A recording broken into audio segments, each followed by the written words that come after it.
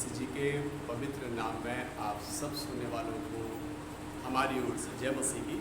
आज हम प्रभु के इस मंदिर में परमेश्वर का ध्यान कर सकते हैं चंद बातों में और परमेश्वर के कुछ चंद मिनटों में और कुछ क्षणों में हम परमेश्वर के विषय में जान सकते हैं। आज का जो विषय है वो है आशीष, यानी परमेश्वर के अनुग्रह को प्राप्त करने के लिए, यानी आशीष प्राप्त करने के लिए हम ऐसा क्या करें जिससे कि हमें परमेश्वर की आशीष प्राप्त हो। पहले तो हमें आशीष के विषय में ये जानना चाहिए कि आशीष कहते किसे हैं। क्या 2 रोटी खा लेना, क्या 2 कपड़े पहन लेना, या फिर एक घर में रहना, क्या जेब में थोड़े से पैसे होना, क्या इसी को आशीष कहा गया है? आशीष यदि हम परमेश्वर के वचन को देखें, परमेश्वर के वचन से हम ध्यान प्राप्त करें तो लिखा है, परमेश्वर का वचन कहता है कि और प्रभु यीशु ने रोटियां उठाई और परमेश्वर का धन्यवाद दिया और आशीष देकर क्या की, वो तोड़ी। तो लिखा है जब रोटियों पर आशीष दी गई थी तब रोटियों की गिनती जो है वहां पर 5 नहीं रह जाती, या वहां पर मछलियों की गिनती 2 नहीं रह जाती, या वहां पर रोटियों की गिनती 2 या मछलियों की गिनती 5, या रोटियों की गिनती 5 या फिर मछलियों की गिनती 2 नहीं रह जाती।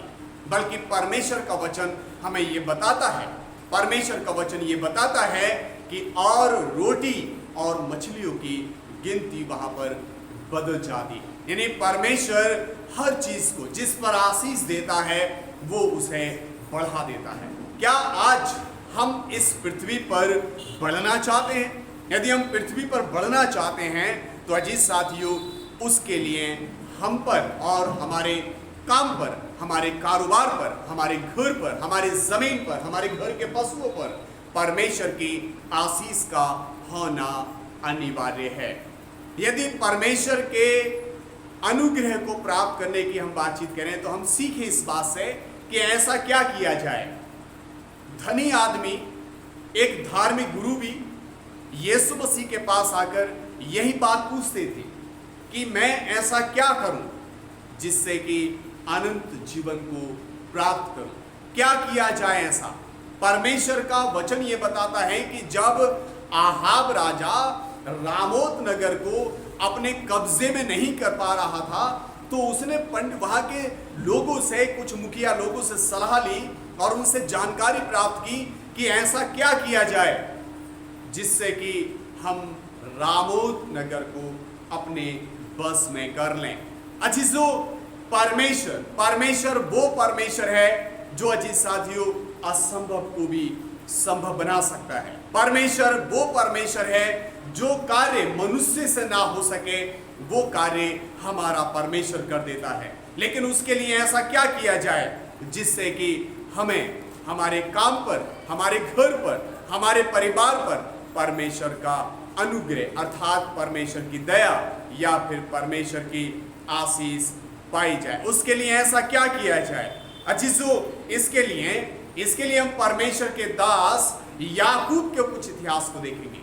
अजीजों, इससे पहले कि हम याकूब के विषय से जाने कि परमेश्वर आशीष देने के लिए, हमें बढ़ाने के लिए कौन सी सलाह देता है, कौन सा हमें सुझाव देता है, तो उसके लिए आप जो हैं अपने घर में, अपने परिवार में बाइबल लें, पेन ले लें और परमेश्वर के इस संदेश जो अभी हम सुनने के लिए जा रहे हैं उसको नोट करें, अपनी कॉपी में लिख लें, पेन से लिख लें और उसको बाद में फिर अध्ययन जरूर करें कि ऐसा क्या किया जाए जिससे कि परमेश्वर की आशीष हमारे घर पर। सेवेंथ डे एडवेंटिस्ट चर्च ढक्का हाजी नगर, रामपुर, उत्तर प्रदेश में आपका स्वागत है और हमारे YouTube चैनल यीशु की आवाज में आपका बहुत बहुत स्वागत है। सब सुनने वालों को परमेश्वर बहुत ऐसा आशीष दे। तो हम निकालेंगे परमेश्वर का दास याकूब जो परमेश्वर का सेवक है, जो प्रभु यीशु मसीह का एक अच्छा प्रेरित है, वो क्या लिखता है यहाँ पर 1 अध्याय और उसके 25वें पद में परमेश्वर का दास यहाँ पर किस तरह से लिखता है। यहाँ पर लिखा है, पर जो व्यक्ति परमेश्वर का वचन यहाँ पर लिखा गया है, पर जो व्यक्ति, यहाँ पर किसी जाति या किसी समुदाय या किसी धर्म या किसी विशेष आदमी की बातचीत नहीं कर रहा है। लिखता है यहाँ पर जो व्यक्ति स्वतंत्रता की सिद्ध व्यवस्था पर ध्यान करता रहता है, वो अपने कामों में इसलिए आशीष पाएगा कि सुनकर भूलता नहीं, पर वैसा ही काम करता है। Hallelujah, hallelujah. याकूब की पत्री 1 अध्याय और उसके पद 25 में परमेश्वर का दास इस तरह से लिखता है यहाँ पर कि पर जो व्यक्ति, जो भी इंसान हो, जो भी मनुष्य हो, जो जिसे भी परमेश्वर ने बनाया है, अजी साथी, यदि वो एक ऐसे कार्य को करे, वो एक ऐसे काम को अंजाम दे जिसे कि अजी साथियों परमेश्वर ने व्यवस्था नाम दिया है, एक नियम नाम दिया है, एक धार्मिकता नाम दिया है, यदि हम उस काम को जैसा परमेश्वर बताता है, यदि हम बिल्कुल वैसा ही करें, तब परमेश्वर उसका अंजाम यहाँ पर बताता है कि वो अपने कामों में आशीष पाएगा। आशीष किस तरह से मिलेगी? जिस तरह परमेश्वर ने उन 5 रोटियों को आशीष दी। परमेश्वर का वचन कहता है जिस तरह परमेश्वर ने ओबेदोदोम को आशीष दी, जिस तरह परमेश्वर ने अजी साथियों लाजर को आशीष दी, जिस तरह परमेश्वर ने अजीजो अय्यूब को आशीष दी।